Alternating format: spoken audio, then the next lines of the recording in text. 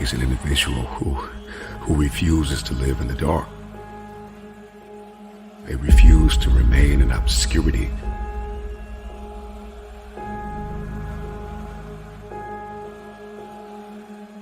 When you get tired of being coined the loser, being coined not enough, being overlooked and undervalued and underpaid, you got to get tired of that. When you get tired, that's when you win. You gotta smell blood. Once you get that scent like a hound dog, you see what is possible. You see what you are capable of.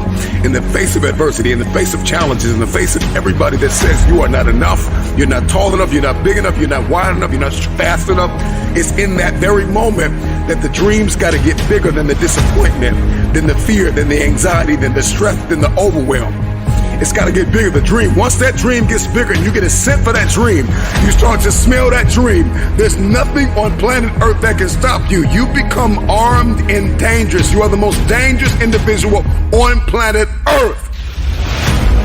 The underdog is just a man or a woman who has made up their mind. They are no longer going to live in their setbacks. They are no longer going to live in your reality. Your reality of me says I'm not enough. Your reality of me says I can't do this. Your reality of me says you won't finish today.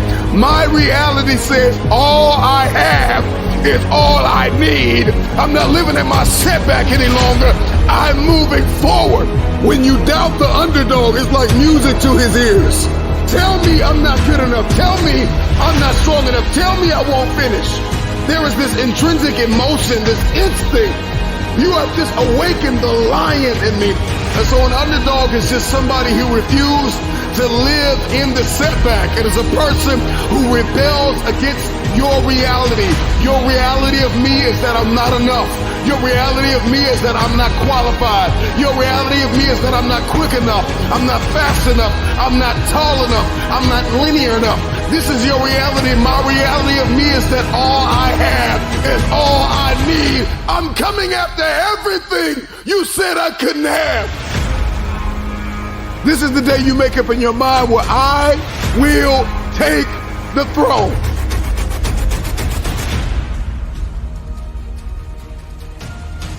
Ruiz is staggered and an uppercut, trying to hold on. Strafing right. Ruiz comes to fire back, and Joshua's hurt. Oh, Joshua goes down. Andy Ruiz caught him with a sharp left hook. Joshua's hurt. 6, 7. He is still on shaky legs, Brian. And there is 40-plus seconds left in this round. These are the most important 40 seconds of Andy Ruiz's career. He has a hurt champion in front of him. The crowd is stunned. And I don't think Anthony Joshua thought Andy Ruiz would be able to stand up to that assault. Sergio, how often do you see after you have a knockdown, you figure, all right, let me finish this guy off, and then you're the one in danger? Both men down, but I think Joshua took the worst of it. Both men are wary. But Sergio, you thought this was a big chance, and now here comes Ruiz. Has Joshua hurt in the corner? Joshua is hurt. He's staggered, and he goes down again. That's a knockdown. Joshua's been down twice. 5, 6, 7, 8. And I just feel so good, man. This is what I've been dreaming about. This is what I've been working hard for. And I can't believe I just made my dreams come true. When did you realize, Andy, that you could take his power? You took that big shot, but you kept moving forward. Just like against Dimitrenko, you kept moving forward. Because of the Mexican warrior that I am, I got that Mexican blood in me. So talking about the Mexican style, I just proved it. I just made history, baby, for Mexico. You are the first Mexican-American heavyweight champion. What does that mean to you? It means everything, man. This is what I've been dreaming about since I was 6 years old. If it wasn't for my dad, I wouldn't be here. This is yours, good team. Let me say, can we give a round of applause for Andy Ruiz, the new heavyweight champion? Listen, big respect, Andy. Big respect, man. Big respect. And with the magic of television, joining us now is the new heavyweight champion of the world, Andy Ruiz. I think of all the people showing me love, all the people, all the Mexican people telling me that they're proud of me, that I did something good for Mexico, and I think that really touched my heart. Not only for Mexico, and I gotta say this, I think you touched a lot of people, including myself, getting that victory, the way you did it, a lot of people doubted you. The only person that believed in you was yourself. And I think that's the message that you are sending clearly to the people out there, not just in boxing in general, all around, that they could really do anything if they put their mind into it and their heart. All were on me. Everybody doubted me. Everybody underestimated me. But as soon as I let my hands go and I got that knockout, things changed. Outside of boxing, what's going to change?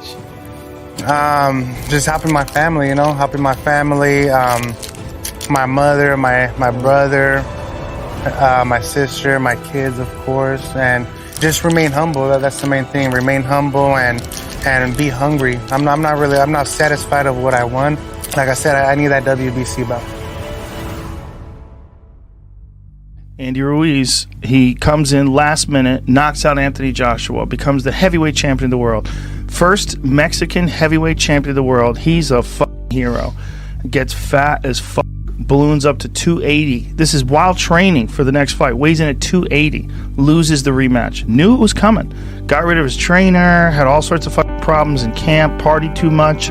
Knew it was coming. Knew the date was coming. Wouldn't do the work.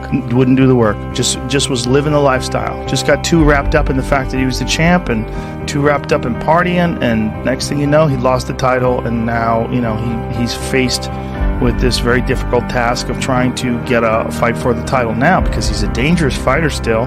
But if he beat Joshua the second time, he's a superstar. He's up there with Tyson Fury. You got cocky. Well, whatever it was, man, he got lost in the lifestyle.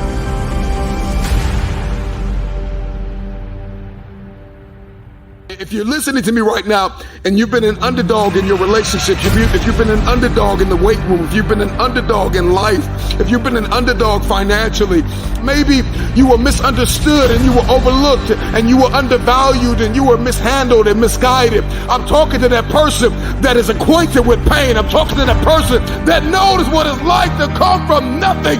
And so you literally have nothing to lose. And the only thing that's in your head is a dream. The only thing that's in your head is I have what it takes to get to the top of that hill. Because I am not the wolf on the hill. I am the wolf climbing the hill. I have nothing to lose.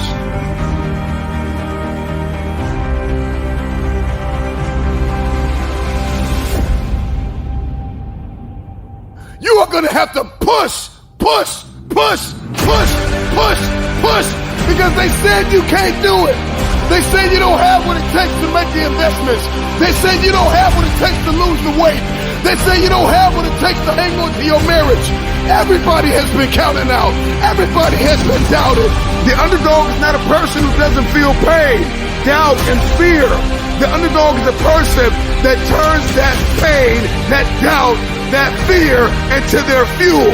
Your story is not your fortress. Your story is your fuel. If you came from a place where you had nothing, that's everything that you need.